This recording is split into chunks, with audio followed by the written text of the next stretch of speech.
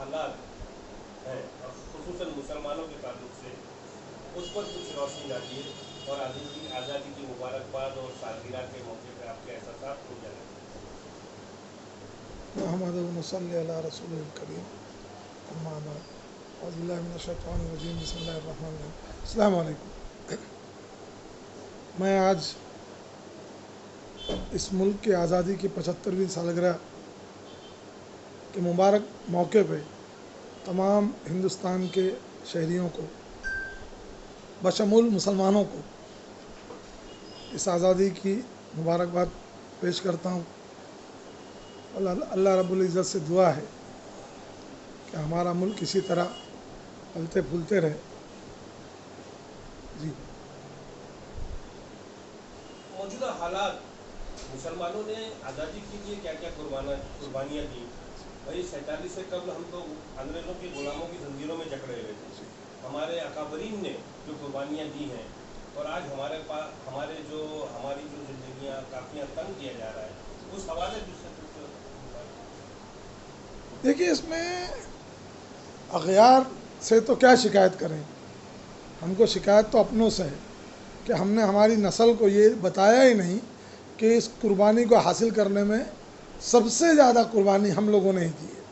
हम यानी मुसलमानों ने हिंदुस्तान की आज़ादी के लिए जिहाद का सबसे पहला फतवा मौलवी फजल खैराबादी रहमतुल्लाह अलैह, जो कि आज के बहुत ही नामवर शायर और फिल्मी राइटर जावेद अख्तर साहब के परदादा हैं, उन्होंने फतवा दिया कि अंग्रेज़ों के ख़िलाफ़ जिहाद करना मुसलमानों पे फ़र्ज़ है। उनको काला पानी की सज़ा हुई, वो जेल में रहे और जब उनके लड़के ने यहाँ से कोर्ट वगैरह से लड़ाई लड़ने के बाद ये हुआ कि भाई ठीक है उनको राहत दी जाए, उनकी ज़मानत हो गई। जब वो पहुँचे अंडमान निकोबार तो उस वक्त मौलाना फजल खैराबादी रहमतुल्लाह अलैह का जनाजा उठ रहा था। ये हमारी कुर्बानी है।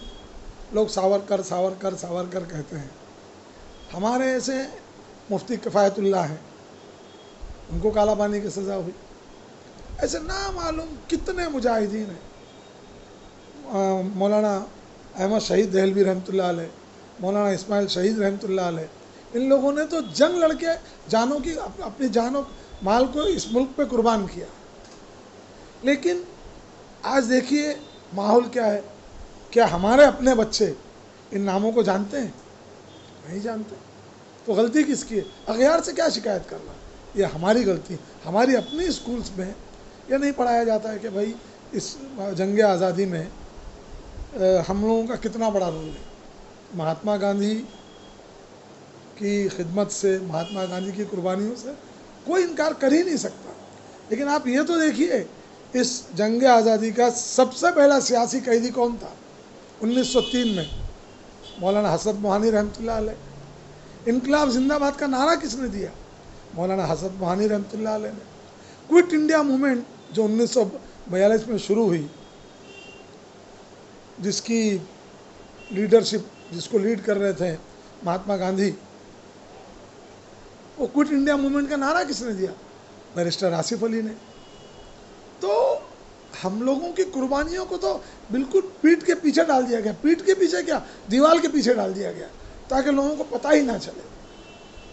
आप देख लीजिए 1857 की जंग आज़ादी के नाकाम होने के बाद दिल्ली से लेकर अमरोहा तक, रामपुर तक कोई झाड़ ऐसा नहीं था जिसमें किसी मुस्लिम आलिम की लाश लटकी ना थी।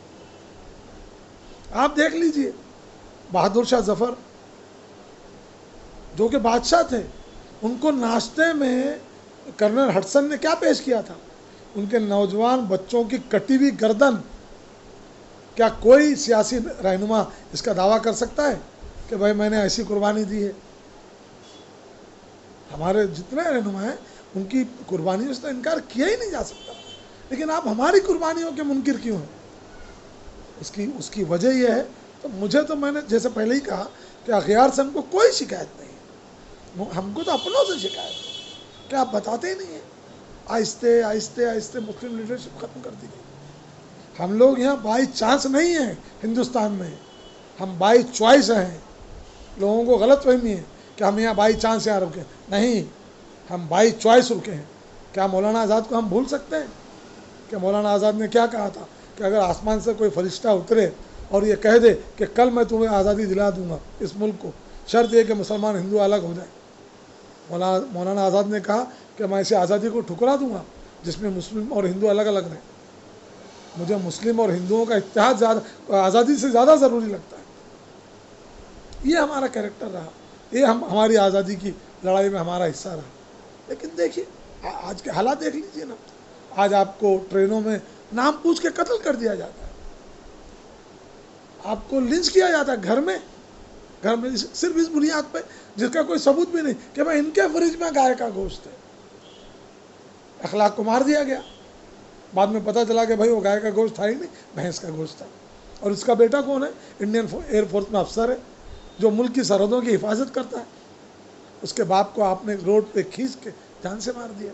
اور اس کے قاتلوں کو آج کی جو حکومت ہے اس کے لوگوں نے ترنگا جھنڈا، جو کہ ایک مقدس جھنڈا ہے ہم لوگوں کے لیے، اس ملک کے لیے، اس جھنڈے میں لپٹ کے اس کی لاش اٹھائی گئی ہے جو قاتل ہے. لیکن دیکھیے کہیں کوئی بات چیت نہیں ہو رہی. آپ پہلو خان کو مار دیتے ہیں، آپ رکبر خان کو مار دیتے ہیں، آپ کتنوں کو اس طرح ماریں گے؟ ابھی دیکھ لیجئے نو میں فساد ہو گیا. نو وہ علاقہ ہے میواتیوں کا، حسن خان میواتی کا علاقہ ہے جہاں پہ 1947 سے لے کے آج تک کوئی فساد نہیں ہوا. یہ بہت ہی عجیب و غریب علاقہ ہے میوات کا، جہاں مسلمان اور ہندوؤں میں اتنا اتحاد ہے کہ آج تک ایک فساد نہیں ہوا. یہ پہلا فساد ہوا. ابھی جو وہ رتھ یاترا نکلی تھی، جو یاترا نکلی تھی، یہ صرف 3 سال پرانی ہے. یہ تیسرا سال ہے، تیسری یاترا تھی، یعنی 2 سال پرانا ہے.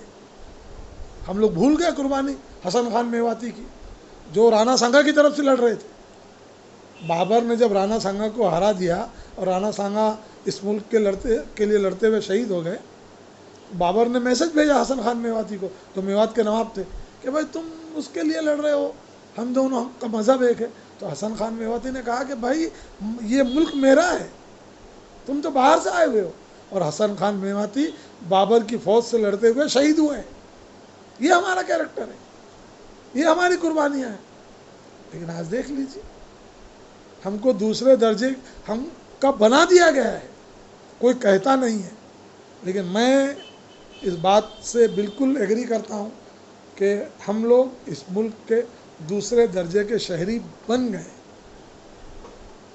ہم کو ہمیشہ چھوٹے موٹے مسائل میں پھنسائے الجھا کے رکھا جاتا ہے. 3 طلاق اور پھر بابری مسجد. بھائی ہو گیا نا، ختم کرو نا بات. پھر ایک نئی شروعات ہو گئی ہے. دیکھ لیجئے گیان واپی کا مسئلہ. ہم چاہتے ہیں کہ ہم لوگ سکون سے اس ملک میں رہیں، ہمارے بچے بھی پڑھے لکھیں، ہم لوگ بھی پھلے پھولیں، ہم بھی ہمارے بھائیوں کے ساتھ، برادران وطن کے ساتھ مل جل کے ملک کی ترقی کا حصہ بنیں. کیا ہم لوگوں نے قربانی نہیں دی؟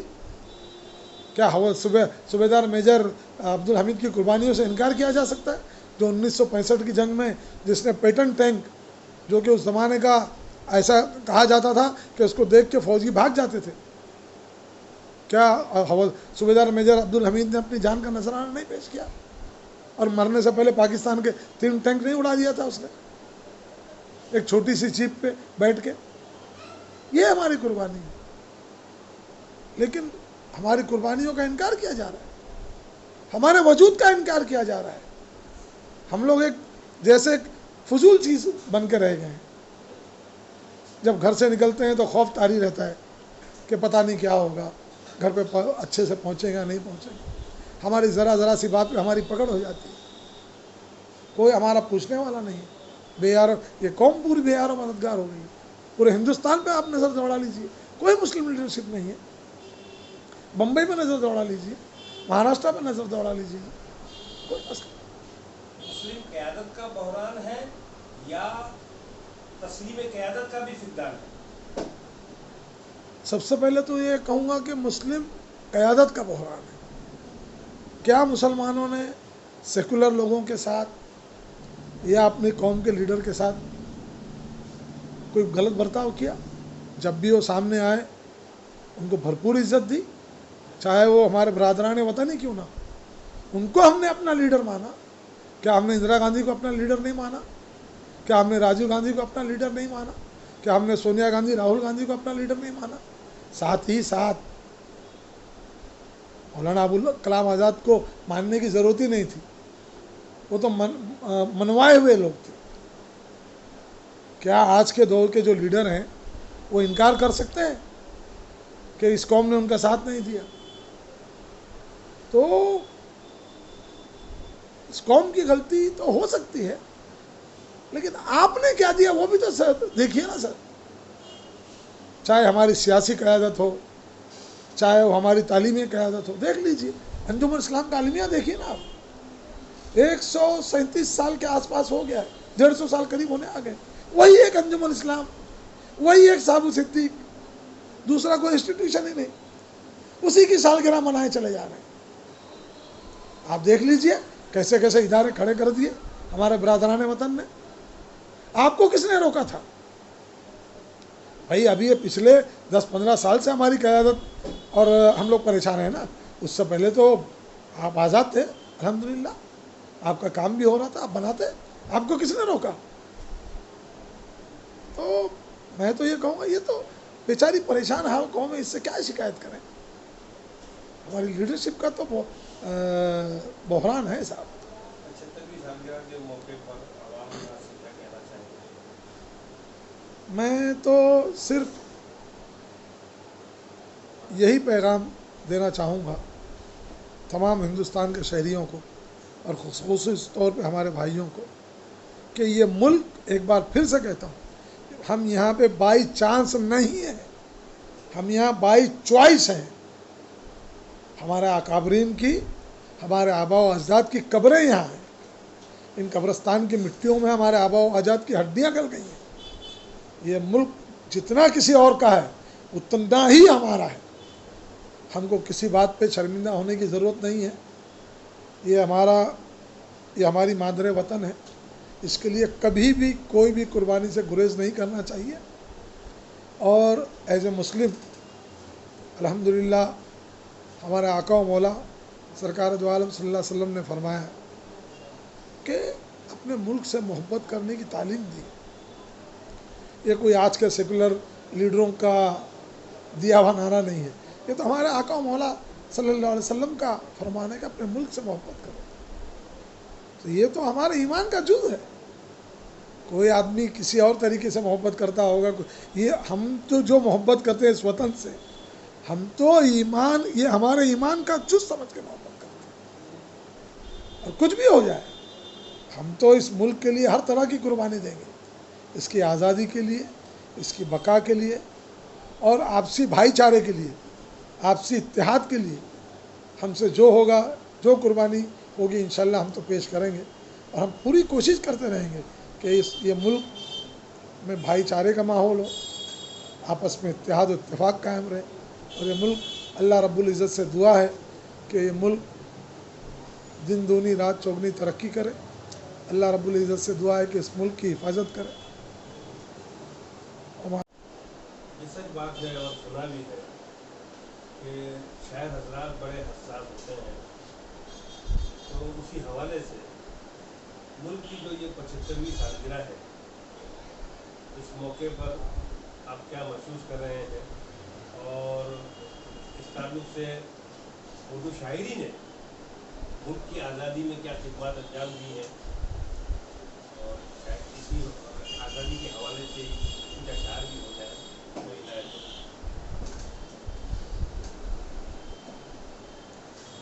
ये तो एक पूरी तारीख़ है आज़ादी के मतवालों ने, जिनमें ऐसे ऐसे शोरा गुज़रे हैं। आज भी आप अखबारात हर 15 अगस्त को हर साल जब छप के आता है तो उसमें 20 शोरा के अशार होते हैं, उनकी नज़में होती हैं, बेशुमार हैं। लेकिन आज जो हालात हैं इस मुल्क में, ख़ुसूसन मुसलमानों के साथ, वो इंसान को اس کا مطلب اس کی جو خبریں پہنچتی ہیں، وہ جو خبریں انسانوں تک پہنچتی ہیں، جس بے رحمی کے ساتھ، جس ظالمانہ طور طریقے سے فسادات برپا کیے جاتے ہیں، حکومت کی چشم پوشی ہوتی ہے، لوگوں کو انصاف نہیں ملتا ہے، تو یہ جو خوشی ہوتی ہے نا 15 اگست کو آزادی کی، یہ خوشی، اس خوشی پہ نا بہت کہنا چاہیے کہ اوس پڑ جاتا ہے، اس خوشی پہ اوس پڑ جاتا ہے، کیونکہ ہم لوگوں نے، ہمارے آباء و اجداد نے سینکڑوں سال مسلسل قربانیاں دی ہیں، اور میں تو پتھر پہ لکھا ہوا ثبوت پیش کروں گا، گیٹ اور انڈیا گیٹ کے پاس پتھر پہ نام درج ہیں، کندہ کیے ہوئے ہیں، جس میں سب سے بڑی تعداد مسلمانوں کی ہے، جنہوں نے آزادی کے لیے اپنی قربانیاں دی ہیں، اور وہ بھی سب سے بڑی تعداد بھی چند ہیں، کچھ ہی ہیں، اس سے بڑی تعداد قربان ہو چکی، لاکھوں مسلمانوں نے اپنی جانوں کی قربانیاں پیش کی ہیں اس ملک کو، اپنے مادر وطن کو انگریزوں کی ظالمانہ چنگل سے آزاد کرانے کے لیے۔ تو بہرحال ہمارا آخری پیغام یہی ہے کہ جو ارباب حکومت ہیں وہ توجہ کریں اس طرف بھی، اس بات کو سمجھیں کہ مسلمانوں کے اپنے جائز حقوق ہیں، وہ اس ملک، یعنی ہمارے آباء و اجداد کی ہڈیاں اس مٹی میں دفن ہیں، اس ملک کی زمین کا حصہ بنے ہیں ہم، تو اس بات کا وہ خیال رکھیں کہ نفرت انگیزی جو پھیلائی جا رہی ہے اس پر روک لگے، مسلمانوں کے ساتھ جہاں جہاں بھی ظلم ہوا ہے ان کو انصاف سے مطلب روشناس کرایا جائے، ان کے حق میں انصاف ہو، ان کو ان کا حق ملے، یہ بے حد ضروری ہے۔ جب یہ ہوگا تو واقعی وہ آزادی کی جو خوشیاں ہیں وہ دوبالا ہوں گی۔